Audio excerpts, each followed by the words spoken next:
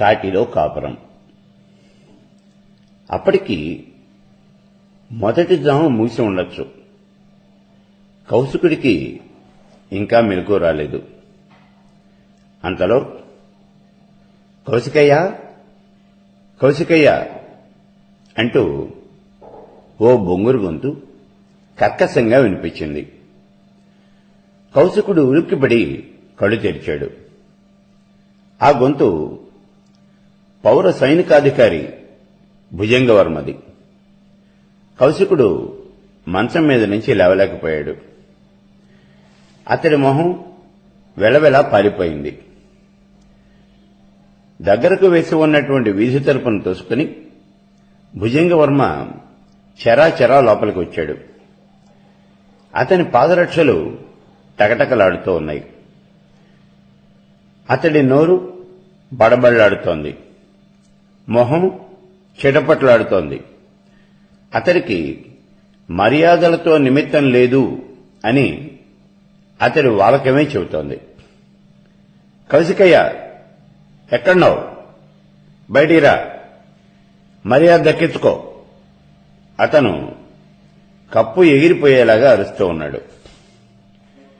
వంట ఇంట్లో ఉన్నటువంటి సుమతి హడావిడిగా పరిగెత్తుకొచ్చి తలుపు చాటుగా నిలబడి, అయ్యా మీరెవరు అంది. ఆడగొంతు వినేసరికి సైనికాధికారి ఒక్కింత జంకాడు. అమ్మా, కౌశికుడెక్కడా? అతడు గొంతు కొంచెం తగ్గించాడు. వారికి ప్రమాదకరమైన జబ్బు చేసింది, కదల్లేకుండా ఉన్నారు.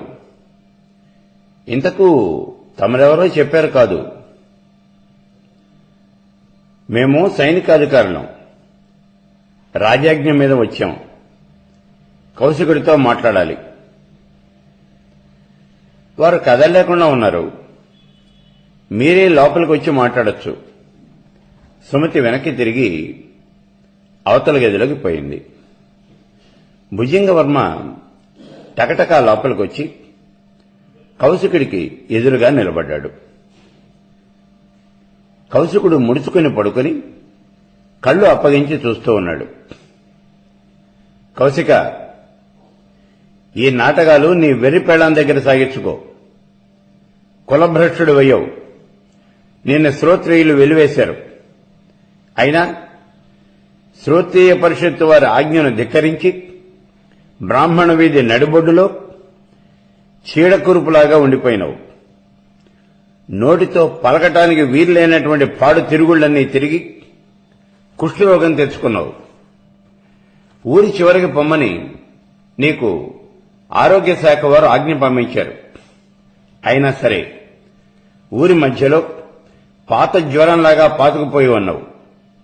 నీ వల్ల యువకులంతా కూడా చెడ్డదారి తొక్కుతారు అని ఆలోచించి రాజుగారు నీకు నగర బహిష్కారం విధించారు. ఆ రాజాజ్ఞ కూడా నీకు గడ్డి పోత పాటి కూడా కవటం లేదు. కౌశిక, మొండివాడు రాజు కన్నా బలవంతుడు అనే సామెత ఉంది కదా, నాకు కూడా అలాగే చెల్లుబాటు అవుతుందిలే అనుకుంటూ ఉన్నావు. అందుకే నేనే స్వయంగా వచ్చా. నాకు నీ చుట్టూ తిరిగి బతిమాలే సహనం లేదు. నీకు ఈరోజు సూర్యాస్తమయం వరకు సమయం ఇస్తున్నా. నువ్వే స్వయంగా ఇల్లు వదిలి వెళ్లిపోతావో లేక కాళ్ళు చేతులు కట్టించుకుని ఊరి బయటికి విసురు వేయించుకుంటావో నువ్వే తెలుసుకో. సైనికాధికారి గొంతు రాను రాను తారాస్థాయికి చేరుతోంది. సుమతి యువతల గది తలుపు చాటుగా నిలబడి భర్తను గమనిస్తోంది.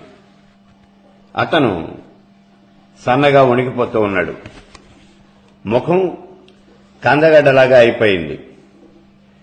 ఈ సైనికాధికారి వాలకం చాలా నిర్దయగా ఉంది.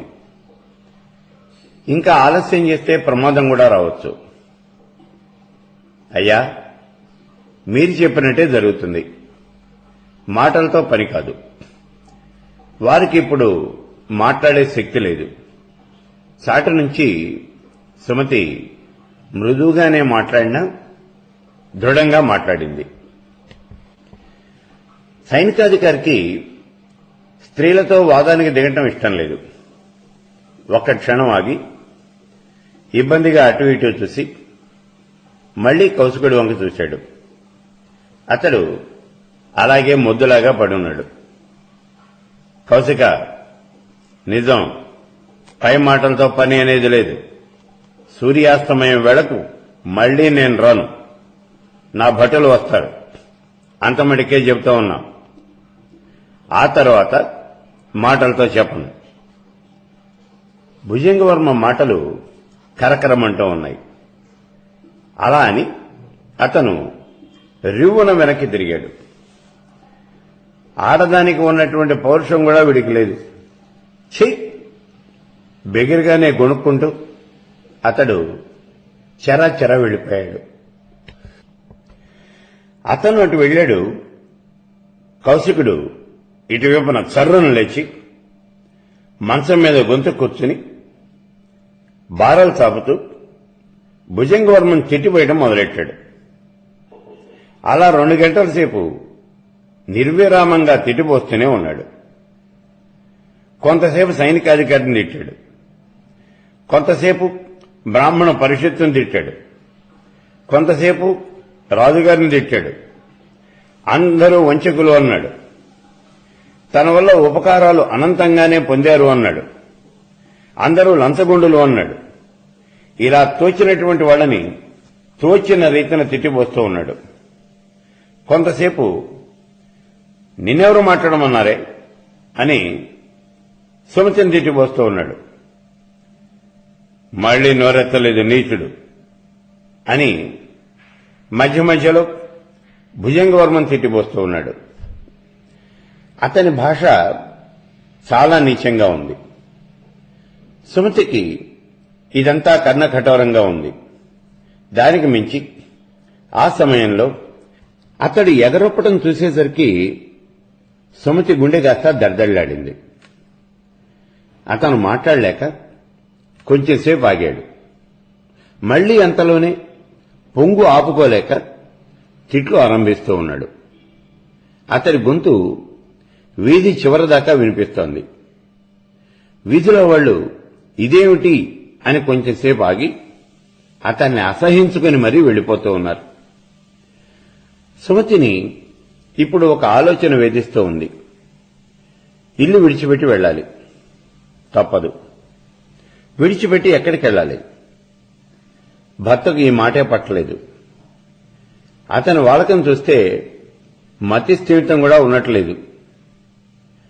పై పొంగు తగ్గేదాకా అతన్ని శాంతింపజేసేటటువంటి ప్రయత్నం కేవలం నిష్ఫలం. కాబట్టి సుమతి మనస్సును కుదుటపరుచుకుని ఆలోచించడం మొదలుపెట్టింది. ఆవిడే ఒక నిశ్చయానికి వచ్చింది. 1-2 మార్గాలు ఆలోచించింది. వేరే దారి అనేది కనపట్టలేదు. భర్తను ఒప్పించడం కష్టమే కావచ్చు, కానీ అతనితో ఏది కష్టం కాదు.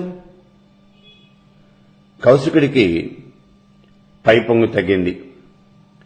సుమతి మొహం మీద చిరునవ్వు తెచ్చుకుని భర్తను తెగ పొగిడి చెప్పిందలా భేష్ భేష్ అని పాలు తాగించి మందులు తినిపించి మామూలు స్థితికి తెచ్చేసరికి 2వ జాము చివరికి రానే వచ్చింది. కౌశికుడు నీరసంగా ఒకంత కునికాడు. అతడికి ఈ సమస్య ఒక సమస్యగా కనిపిస్తున్నట్టే లేదు. సుమతి త్వరగా వంట పూర్తి చేసి భోజనాలకు ఉపక్రమించింది. అప్పటికే కౌశికుడి యొక్క జూదం మిత్రులు వచ్చేశారు. అప్పటికి కౌశికుడి భోజనం కూడా పూర్తి కాలేదు. జూదం మిత్రులకు ఈ ఆలస్యం ఆశ్చర్యకరంగా ఉంది. భోజనం పెడుతూ అతని భార్య అతనితో ఏదో మాట్లాడుతూ ఉన్నది. ఆమె గొంతు వినిపించటం లేదు గాని అతడు మాత్రం కసుబుసులాడటం వినిపిస్తూనే ఉంది.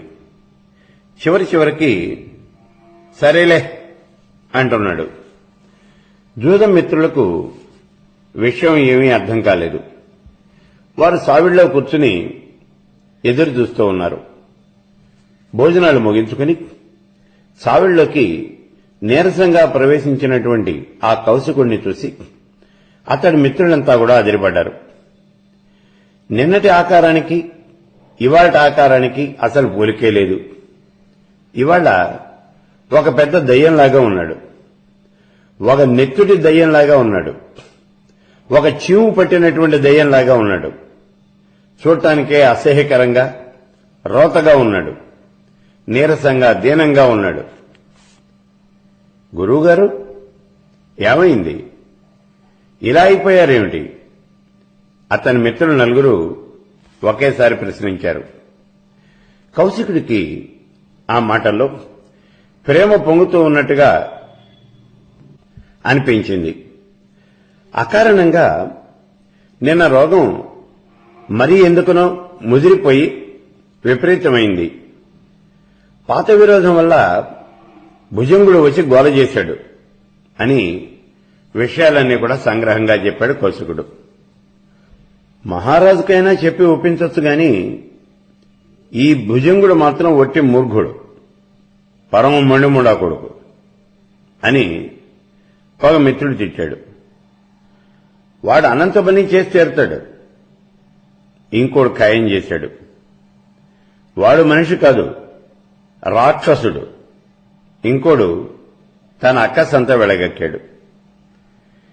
ఇప్పుడేం చేయాలనుకుంటున్నారు? తాపీగా అడిగాడు ఓ మిత్రుడు. నాకు ఈ మనుష్యులు, ఈ ఊరు అంటే అసహ్యం పుడుతోంది. నాకు స్వాతంత్రం వచ్చిన దగ్గర నుంచి చూస్తూ ఉన్నా. ఈ ఇల్లు నాకు అచ్చిరాల. ఈ పాడు భుజంగుడు లెక్కేమిటి గాని వీడి తాతల వంటి వాళ్ళని కూడా చూశా. నాకే ఈ పాడు ఊరికి దూరంగా వెళ్ళిపోవాలి అని అనిపిస్తోంది. కౌశికుడు తన యొక్క పూర్వ పాండిత్య తెలివిని ప్రదర్శించాడు. ఎక్కడికి పోతారు? శ్మశానానికి.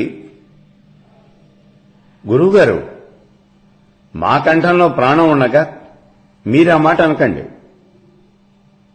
కౌశికుడికి ఆ మాటలు వినేసరికి మొహం చింపిరిచాటంతయింది. ఎప్పటికైనా అక్కడికి పోయేవాళ్ళమే కదరా నవ్వేశాడు. గురువుగారు, మేము ముందు వెధవలం. తమరు కొంచెం తెలిసేలాగా చెప్పాలి అన్నారు వాళ్ళు. అలా అడిగారు, బాగుంది, వినండి. ఊరికి బయట శ్మశానానికి యువతల ఒక పాడుబడినటువంటి ఇల్లుంది. ఊళ్ళో వాళ్ళు దాన్ని సంచిత అస్థికలు దాచుకోవడానికి దానికి అలా ఉపయోగిస్తూ ఉన్నారు. నిజానికి ఆ ఇల్లు నాదే. ఇల్లు చాలనటువంటి దరిద్రులు వాడుకుంటారులే పొమ్మని మా తాతగారు దాన్ని కట్టించారు. కొన్నాళ్లు దాంట్లో ఉండి చూస్తా. మిత్రులు నలుగురు ఒకళ్ళ మొహం వాళ్ళు చూసుకున్నారు. కానీ గురువుగారు, ఆ భుజంగుడితో చాలా చిక్కు. అది ప్రజోపయోగ స్థలము అని పేచి పెట్టచ్చు. మెల్లగా ఒకడు చిన్న శంక లేవదీశాడు. వాడి శ్రాద్ధం, వాళ్ళెక్కేమిటి? మా ఇంటిదే, అది శుభస్థలము అని గోల్ చేస్తోంది. కాబట్టి ఈ రాత్రి అక్కడ గడిపి రేపు మెల్లిగా వీలు చూసుకుని దగ్గరలోనే ఒక పర్ణశాల నిర్మించుకోవాలి అని నిశ్చయించాను. వాళ్లలో ఒక మిత్రుడు అడుగుతున్నాడు, గురువుగారు, అసలు పర్ణశాల అంటే ఏమిటి? మహర్షులు ఉండే ఆకుల ఇల్లురా, వివరంగా చెప్పాడు కౌశికుడు. పూరి గుడిసె, ఆశ్చర్యంగా నోరు తెచ్చాడు ఇంకో మిత్రుడు. చానోర్మి, అసలు విషయం విను, కసురుకున్నాడు కౌశికుడు. చెప్పండి అడిగాడు మిత్రుడు. భుజంగుడు వీధంతా గోల్ చేశాడు. నాకిప్పుడు సహాయకులు దొరకటం మధ్యలోనే ఆగిపోయాడు. మిత్రులు కౌశికుడి యొక్క మాట పూర్తి కానీలేదు. గురువుగారు, ఒకళ్ళతో ఏం పని? రాజుకి భుజంగుడికి భయపడి ఎవ్వళ్ళు మీకు సహాయం చేయరు. కాని మీకోసం ప్రాణాలు బలిపెట్టడానికి కూడా జంకని వాళ్ళం మేమున్నాం. మా బళ్ళు తెస్తాం. మీరు అమ్మగారు పువ్వుల్లాగా కూర్చోండి.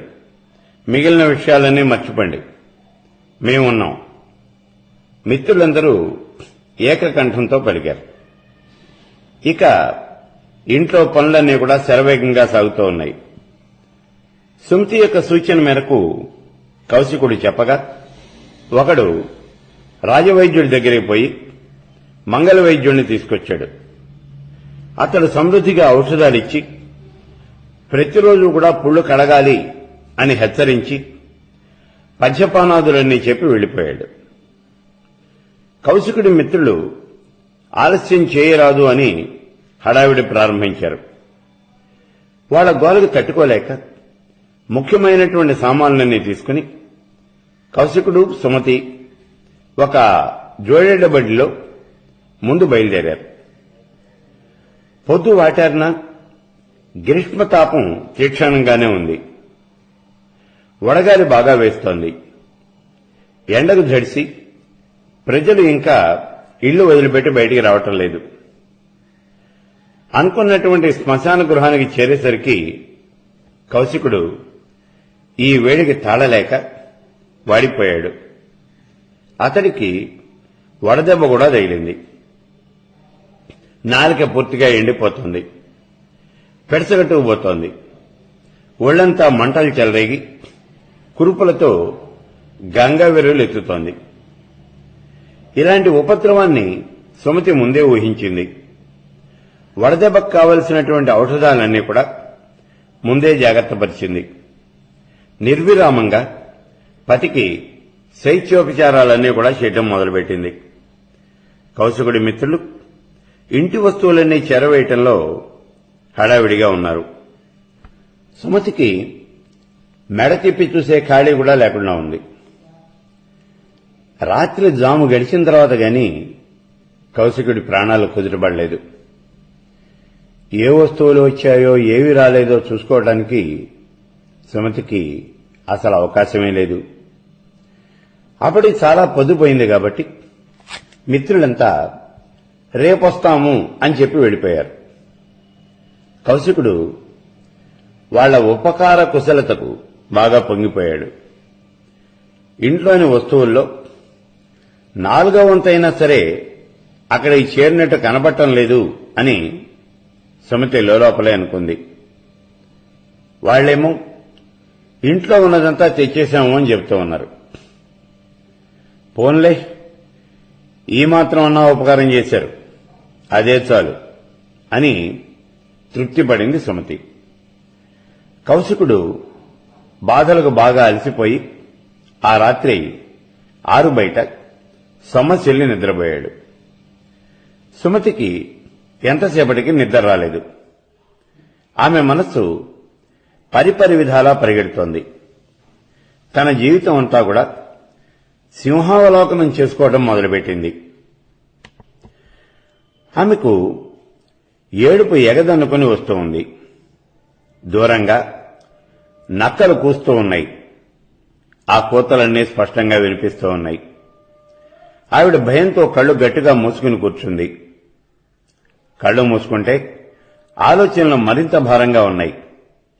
ఆ భారానికి తట్టుకోలేక ఆవిడ కళ్ళు తెరిచి ధైర్యం చేసి చుట్టుపక్కలంతా కూడా పరిశీలిస్తూ ఉంది. భర్త నిశ్చింతగా నిద్రపోతూ ఉన్నాడు. ఎంత హాయిగా నిద్రపోతూ ఉన్నాడు. మహారాజులాగా బతికినటువంటి వాడు ఇవాల్టి రోజున పూర్తిగా బికారైపోయాడు. బతికుండగానే శ్మశానవాస అయ్యాడు. కాని ఆ భేదం ఏదీ కూడా ఈయన మనసుకి పట్టినట్లేదు. ఈయన ఒక గుప్తచరుడైనటువంటి యోగేశ్వరుడేమో. సుమతికి భర్త మీద సహజంగా ఉన్నటువంటి ప్రేమభావం భక్తిభావం ఇవన్నీ కలిసి ఇటువంటి ఊహలన్నీ కూడా సాగుతూ ఉన్నాయి. గాలివాలు ఒకటి పోటుగా తోసుకొచ్చి ఒక కొత్త రకమైనటువంటి దుర్గంధాన్ని సుమతి మీద కుమరించిపోయింది. అది కాలుతూ ఉన్నటువంటి శవంకంపు. సుమతి ఒక్కసారిగా తల ఎత్తి చూసింది. దూరంగా ఎవరో అనాథుడి యొక్క చితి. గాలి పోటుకి కాబోలు మళ్లీ రగిలి రవ్వలు ఎగజిమ్ముతూ ఉంది. ఆ జ్వాల చుట్టూ గాలిలో చిన్న చిన్న జ్వాలల వంటివి ఏవో ఎగిరి మిడిసిపడుతూ ఉన్నాయి. కొరివి దయ్యాలు అంటే ఇవేనేమో. సుమతికి భయంతో ఒళ్లంతా ఒంటుకలు నెక్కబడుచుకున్నాయి. ఉన్నట్టుండి కెవ్వుమంటూ నక్కలు, తోడేళ్లు అరుపులన్నీ కూడా భీకరంగా వినిపిస్తూ ఉన్నాయి. అవన్నీ కుమ్ములాడుకుంటున్నాయి కాబోలు. కౌశికుడికి కొద్దిగా మెలకు వచ్చి మూలుగుతూ అటు ఇటు కదిలి మళ్లీ నిద్రలోకి జరిపోయాడు. సుమతి ఆత్రంగా భర్త వంక చూస్తూ అలాగే నిలబడిపోయింది. కురుపుల వల్ల దొర్లటానికి కూడా వీలు కాకుండా ఉంది. ఆయన నిద్రలో కూడా మూలుగుతూనే ఉన్నారు. సుమతి మళ్లీ మళ్లీ తనలోనే గొణుక్కుంది. సుమతికి తల భారంగా ఉంది. ఒళ్లంతా వాచి కదుములు గట్టి కదిలితే కలుక్కుమంటోంది. తాను కాపురానికి వచ్చినటువంటి కొత్త రోజులు గుర్తొస్తూ ఉన్నాయి. తన భర్త యొక్క దిగ్విజయాలు గుర్తుకు వస్తూ ఉన్నాయి. మామగారు తనను మందలించడం గుర్తొస్తూ ఉంది. వచ్చినవే మళ్లీ మళ్లీ గుర్తుకొస్తూ ఉన్నాయి. పెట్టుకున్నటువంటి చిన్న దీపం గాలివాడికి ఆరిపోయింది. సుమతి తలెత్తి పైకి చూసింది. ఆకాశంలో చుక్కలు నిబ్బరంగా కళకళలాడుతూ ఉన్నాయి. నక్షత్ర సన్నివేశం చూడగా అర్ధరాత్రి దాటినట్టుగా అనిపిస్తోంది. ఒళ్లంతా పులకరమెత్తి జ్వరం వచ్చినట్లుంది. ఛీ, నాకు ఈ మనోదౌర్బల్యం ఏమిటి? భర్త సన్నిధానంలో ఉండగా అసలు నాకు ఈ దుఃఖమేమిటి? చిచి, తెలివి మాలినటువంటి పని చేస్తూ ఉన్నాను. అవ్వ చెప్పిందేమిటి, నేను చేస్తున్నదేమిటి? సుమతి ఉన్నట్లుండి తనను తానే మందలించుకుంది. అవ్వ మాట మనసుకు తగిలేసరికి సుమతికి ఒళ్లంతా పులకరించిపోయింది. ఆ శరన్నవరాత్రోత్సవాలు అన్నీ కూడా కళ్ళ కట్టినట్లుగా మనసులో మెదలసాగినాయి. సుమతికి ఇప్పుడు ఒక గట్టి చేయూత అనేది దొరికినట్టుగా అనిపించింది. ఆమె ముఖంలో విచార రేఖలన్నీ కూడా తొలగిపోయి దృఢత్వ ముద్ర పురివిప్పుకొని నిలబడింది. ఆమె మనసు ఇప్పుడు పైన ఉన్నటువంటి నింగిలాగానే నిశ్చల గంభీరంగా అలాగే ఉంది. సుమతి కళ్ళు అరమోడ్పులైనాయి. అది నిద్ర కాదు, మత్తు కాదు. కాని నక్క కూతలు, గాలి కంపులు ఆమె మనసుకు ఏమాత్రమూ కూడా ఎక్కటం లేదు. ఆమె మనసెప్పుడు పరిపూర్ణంగా వికసించి ఉంది. ఆ వికసించినటువంటి మనస్సులో ఒక తేజపుంజం నిశ్చలంగా ప్రకాశిస్తూ ఉంది. ఆ తేజపుంజానికి కొంతసేపు రూపం ఉన్నది అనిపిస్తోంది. అప్పుడది లీలగా తన యొక్క భర్త రూపమే అని అనిపిస్తోంది. మరికొంతసేపు ఆ తేజస్సుకి ఆకారము అనేది లేదు, అవధులు లేవు. ఆ తేజస్సే తన భర్త అనే భావన మాత్రం ఒకటి ఉన్నది. ఆ తేజస్సే సర్వత్రా నిండిపోతోంది. తనకు వేరే ఏమీ కనిపించటం లేదు, కనిపించదు కూడా. తాను అందులో లయించిపోయాను అనిపిస్తోంది. సుమతి ఇప్పుడు ఆ తేజస్సులో మునిగిపోయింది. ఆమె ఇంద్రియాలు మిగిలిన విషయాలు వేటిని కూడా గ్రహించటం లేదు.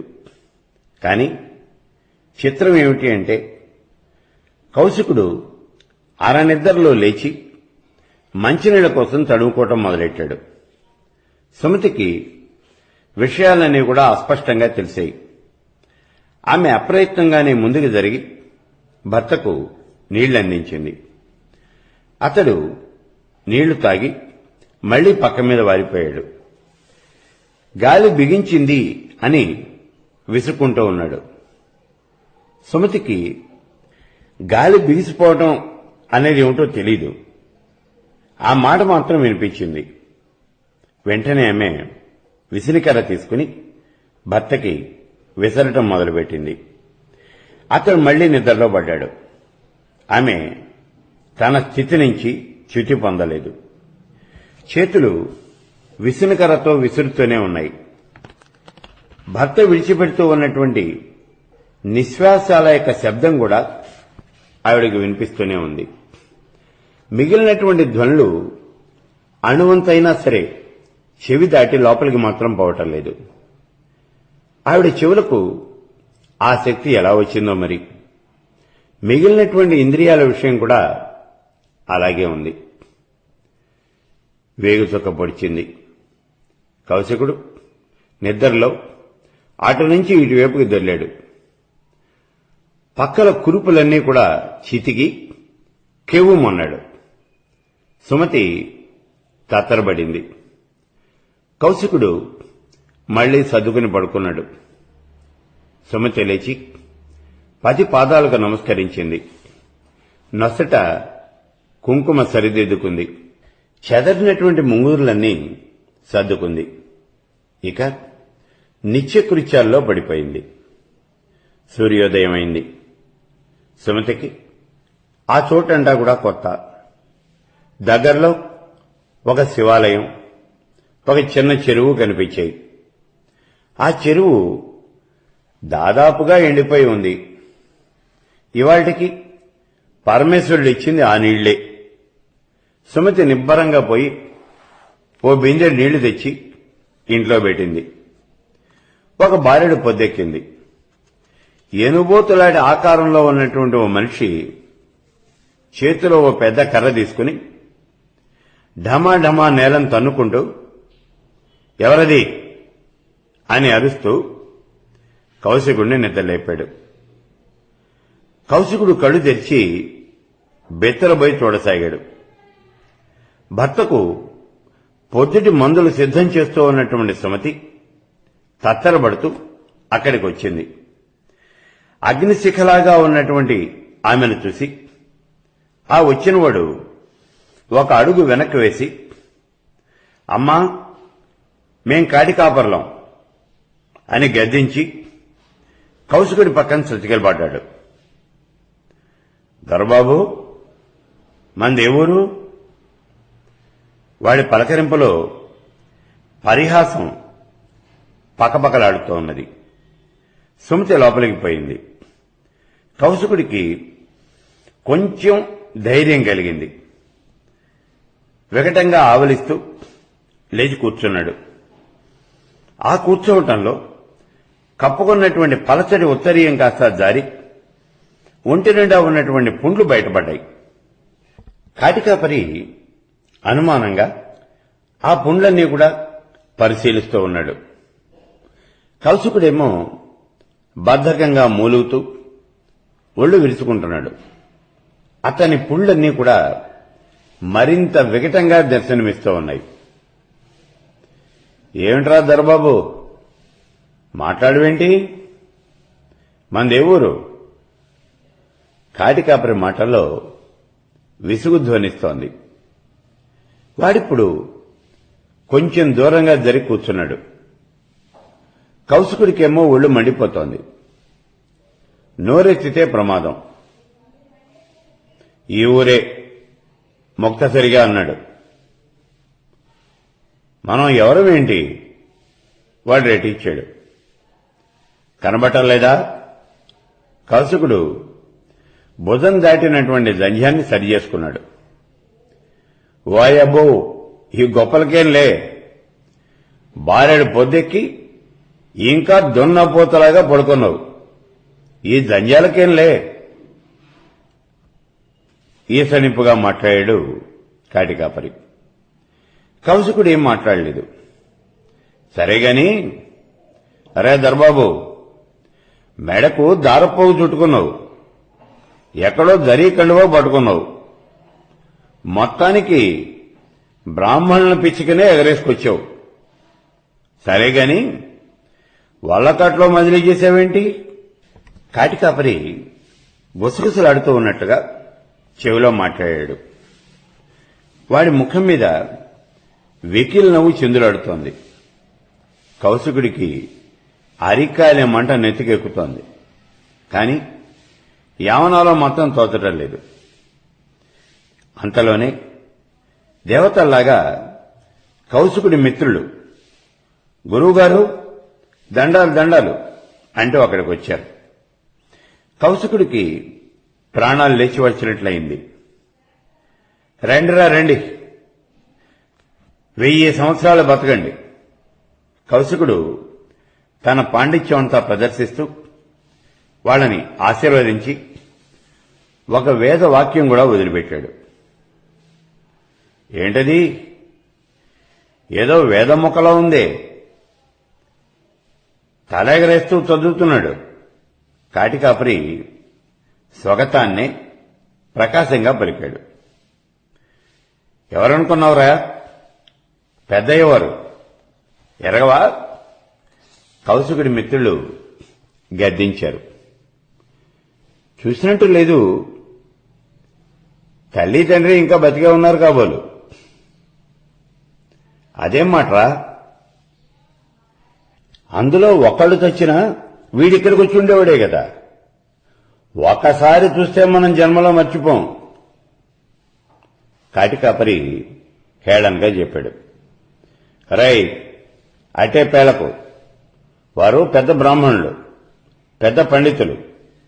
గతంలో రాజుగారి కొలువులో పదవి కూడా ఉండేది. కాలం కర్మం తప్పి అనారోగ్యం చేసింది. ఆస్తి అంతా తరిగిపోయింది. ఉన్నన్నాళ్లు రాబందుల్లా పీక్కుతిన్నటువంటి అయిన వాళ్లంతా ఇప్పుడు కనిపించని వాళ్ళు అయిపోయారు. ఈ పెద్దేళ్ల వాళ్ళంతా కూడా ఇలాగే ఉంటారు. నీకు తెలియందేముంది? చివరికి అచ్చి రాలేదని ఆ ఇల్లు వదిలిపెట్టాలి అని అనుకున్నారు. రెండో దిక్కు లేదు. మేం మిత్రులం, అన్నలం కాదు, తమ్ముళ్ళం కాదు, మేమున్నాము అని చేదోడుగా నిలబడ్డాం. ఇవాళ్ళ రేపో ఇక్కడి నుంచి పై ఊరికి వెళ్లిపోతారు. కౌశికుడి మిత్రులు చాలా సౌమ్యంగా వాడికి నచ్చజెప్పడం మొదలుపెట్టారు. కాటికాపరి మొహం చిట్టించి అపనమ్మకంగా ఎగాదిగా చూశాడు. ఒంటి నిండా పాడుకంపు, కొండపెంకు మొహం. వీడో బాపనవాడా? ఇల్లు అచ్చిరాలేదు అని కాటికి రావటం ఏంటి? సూటిగా ఆ చిత్తులకే పోతే పనైపోయేదిగా. సరేగాని తండ్రి పేరేంటి? వాడు తన నైజం ప్రకారమే మాట్లాడాడు. మిత్రులు వెలా తెలాపోయారు. కౌశికుడి మొహం కాస్త చింతాకంతైంది. లోపల సుమతి అవాక్కై నిలబడిపోయింది.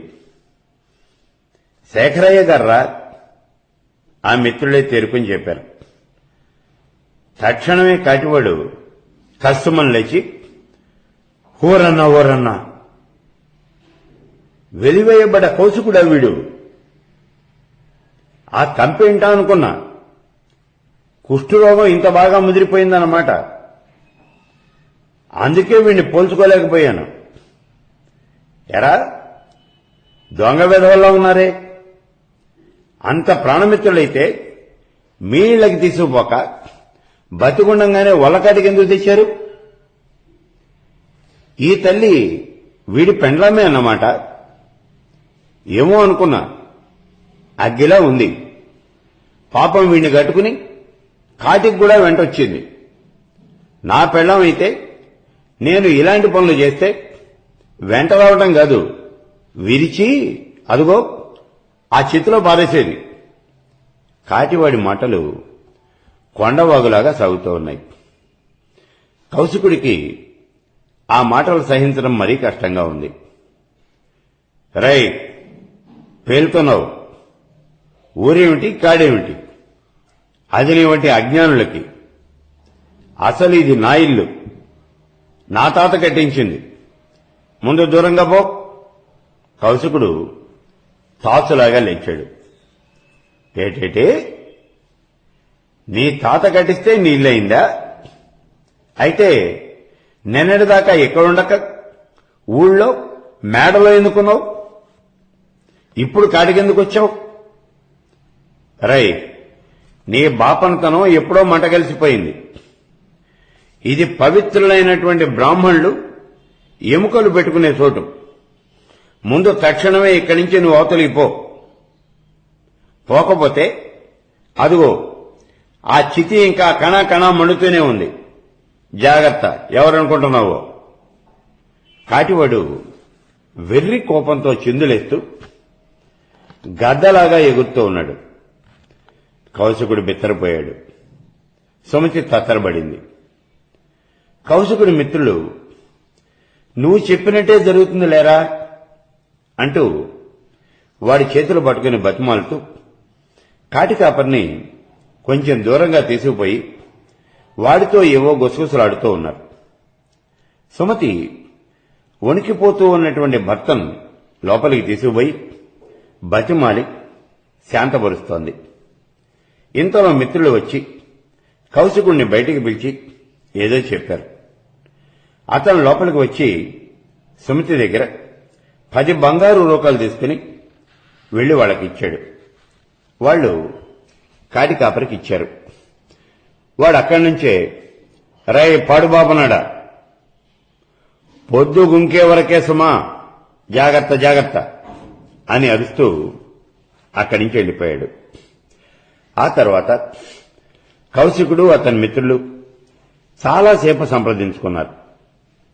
గురువుగారు, పంచముల వాడ కొంచెం దగ్గరగా ఉంటే కొంచెం మనిషి సాయమైనా ఉంటుంది కదా అని ఆశపడ్డాం. ఇప్పుడు వీడి ధోరణి చూస్తూ ఉంటే వాళ్లు కూడా మిమ్మల్ని ఉండనిచ్చేట్టుగా లేదు అన్నారు. శశ, మీ మొహం, నేను పంచముల వాళ్ళలో ఉండటమేంట్రా అన్నాడు కౌశికుడు. పోనీ బ్రాహ్మణుల వాళ్ళలోనే ఉండండి. రై, మీరు గురువుని ధిక్కరిస్తూ ఉన్నారు. ఏం ధిక్కరించడం బాబు? ఏ రోజుకు ఆ రోజు మాకు రెక్కాడితే గాని డొక్కాడదు. నిన్నటి నుంచి చిల్లు గవ్వ కూడా సంపాదన లేదు. మీ సేవే సరిపోతోంది మాకు. మీరేమో ఎంతకీ తెమలనీరు. రై, మీరు నా ప్రాణాలు కాపాడుతూ ఉన్నారు. మీకు నేను లోటు చేస్తానా? కావలసింది తీసుకోండి. మనలో ఏ రకమైనటువంటి భేదాలు లేవు తాపీగా చెప్పాడు కౌశికుడు. గురువుగారు, ఎంత మాట అన్నావు? మీ సేవకు మేం డబ్బులు తీసుకుంటామా? ఊరికే మాటల్లో చెప్పామంతే. ఇంతకు తమకు వసతి అనేది ఎక్కడ ఏర్పాటు చేయమంటారు చెప్పండి. ఆ మాటలో విన్న కౌశికుడు వాళ్ళకి చెప్తూ ఉన్నాడు. రై, 7వ ప్రాకారంలో రహదారికి దగ్గరలో ఓ చిన్న గుట్ట ఉంది. దానికి అటుపక్క కొంచెం దూరంలో ఒక కొండ వాగు కూడా ఉన్నది అని గుర్తు. ఆ ప్రాంతంలో సామాన్యంగా జనసంచారము అనేది ఉండదు. అక్కడైతే మనకి ఒకళ్లతో పోరు పొక్కు అనే ఉండవు. రహదారి కూడా దగ్గర కాబట్టి మీరు కూడా వస్తూ పోతూ ఉండొచ్చు. కాబట్టి ఆ ప్రాంతంలో తగినటువంటి చోటు చూసి ఒక చిన్న పర్ణశాల నిర్మించండి అన్నాడు. గురువుగారు, ఇది నికరమే కదా అడిగారు శిష్యులు. ఎరా, తల తిరుగుతోందా అంతలోనే కోపం ప్రదర్శించాడు కౌశికుడు. సరే, ఏం పెట్టి కట్టించమంటారు? మళ్లీ అడిగారు మిత్రులు. ఇంట్లో ఉన్న పెద్ద పెద్ద వస్తువులు అమ్మేయండి అని నిన్నే చెప్పా కదా. చెప్పారు, కానీ కొనేవాళ్లే కనబట్టలేదు. ఇక పంచములు ఎవరైనా కొంటే కొనాలి. మరి వాళ్ళ దగ్గర ధర మాత్రం రాదు. చాలా నిదానంగా చెప్పారు మిత్రులు. ఎంతొస్తే అంతకే తెగనమ్మేయండి చెప్పాడు కౌశికుడు. గురువుగారు, ఇవి అమ్మటం, అక్కడ ఇల్లు కట్టడం, మిమ్మల్ని దానిలో ప్రవేశపెట్టడం, ఈ పనులన్నీ కూడా సాయంకాలం లోపల జరిగిపోవాలి. ఎలా అవుతాయో ఏమో. సరే, డబ్బు కుమ్మరించండి. మీ మీద విశ్వాసం ఉంది. ఏమాత్రం జంకకండి. పని పూర్తి కానియండి. మిత్రుల మొహాలన్నీ బాగా విప్పారినాయి. వాళ్ళంతా వెళ్లిపోయారు. కౌశికుడు సుమతికి ఈ విషయమంతా కూడా సంగ్రహంగా వివరించాడు. ఈ పగలు మళ్లీ వడగొట్టకుండా కొంచెం ఆధారం మిగిలింది అంతే చాలు అని ఆవిడ నిట్టూర్చింది. ఈనాడు ఇంట్లో పాలు లేవు, పెరుగు లేదు, ఇంటి సౌకర్యాలు అనేవేవీ లేవు. రాజసౌధం నుంచి ఒక్కసారిగా ఎడారిలో పడినట్టుగా అయింది. ఎలాగో భర్తకి ఇంత గంజి మాత్రం కాచిపోసి సుమతి తాను ఉపవాసమే ఉండి ఆనాడు కూడా భర్తకి సేవ చేస్తోంది. ఎండేమో బాగా మండిపోతోంది. కౌశికుడు ముసలి పాములాగా శ్మశాన గృహంలో ఒక మూలగా ఉసూరుమంటూ పడి ఉన్నాడు. పొద్దు వాటారింది. కౌశికుడు మిత్రుల కోసం ఎదురు చుట్టం మొదలెట్టాడు. ఎండ చెట్ల యొక్క చివరలకు ఎక్కసాగింది. మిత్రుడు ఇంకా రాలేదు. శ్మశాన పక్షులన్నీ వికృతంగా అరుస్తూ ఆకాశంలో గిరిగింతలు కొడుతూ ఉన్నాయి. కౌశికుడి మనస్సంతా గోలగోలగా ఉంది. పశ్చిమ పర్వతం నెత్తురు ఎగజిమ్ముతూ ఉన్నది. కౌశికుడి యొక్క నెత్తురు పెళ్లుబుక్కింది. పొద్దున పోయిన వాళ్లు ఇంతవరకు మళ్లీ వార్త లేదు. ఏమయ్యారో తెలియదు. చీకటి పడబోతోంది. అంతకన్నా భయంకరంగా కాటి కాపురవాడు వచ్చి గోలగోల చేస్తాడు. ఇప్పుడు వాడి చేతుల్లో పడబోతూ ఉన్నాం. ఉన్న సొమ్మంతా వీళ్ల చేతుల్లో పోశాను. వస్తువులన్నీ వాళ్ళ చేతికే అప్పగించేశాను. నమ్మకమైనటువంటి వాళ్లు అని పూర్తిగా నమ్మాను. ఏం చేయాలి? ఎక్కడికి పోవాలి? నవ్వటానిక ఓపిక లేదు. వీళ్లు ఇంత మోసగాళ్లు అనుకోలేదు. ఈ సుమతి మొదటి నుంచి వీళ్లను సందేహిస్తూనే ఉంది. ఇప్పుడది దెప్పి పొడుస్తుందో ఏమో. అదేలా ఉంచి అసలిప్పుడు గతేమిటి ఆలోచిస్తూ ఉన్నాడు కౌశికుడు. కౌశికుడి ఆలోచనలన్నీ దయాలాగా ముసురుకుంటూ ఉన్నాయి. అతనికి ఎందుకో నిన్న లేనటువంటి ఆరాటం ఇవాళ పుట్టింది. అతడికి భుజంగుడి కన్నా కాటి కాపరే మరింత భయంకరంగా కనిపిస్తూ ఉన్నాడు. క్రమక్రమంగా సుమతి కూడా తత్తరబడసాగింది.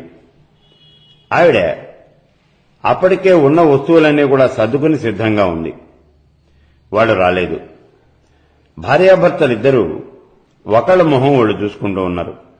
భర్త ముఖంలో ఆదుర్ద పెరుగుతూ ఉండటం చూసి మళ్లీ రక్తపోటులోకి దింపుతుందేమో అని సుమతి కంగారు పడుతోంది. కానీ ఇంతలో 2 చిన్న గుర్రపు బళ్ళు తీసుకుని వచ్చి మిత్రులు రొప్పుతూ వాకిట్లో ఉంచున్నారు. వస్తూనే, గురువుగారు సిద్ధంగా ఉన్నారా? ఎక్కండి, మళ్లీ వాడు వచ్చి పడుతున్నాడు అంటూ హడావిడి చేశారు. సుమతి ఉన్నంతలో ముఖ్యమైనటువంటి సామానంతా కూడా ముందుకు పెట్టి బళ్ళకెత్తించింది. అవి ఒంటి గుర్రం బళ్ళు, చాలా చిన్నవిగా ఉన్నాయి.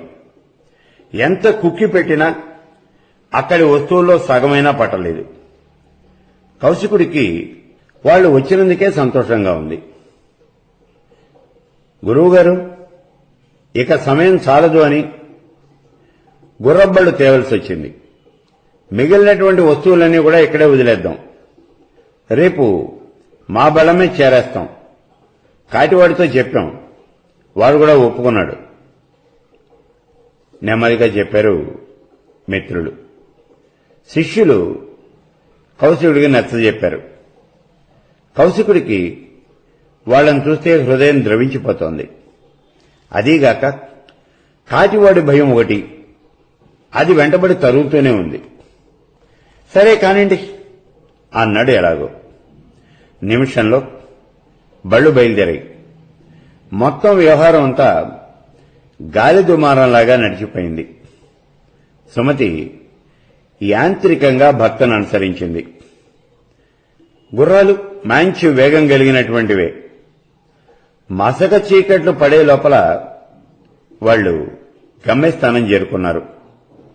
బళ్ళు రహదారికి కొంచెం పక్కకి పోయి ఆగినాయి. సుమతి, కౌశికుడు బళ్ళు దిగి పరిసరాలన్నీ కూడా పరిశీలించి చూడసాగారు.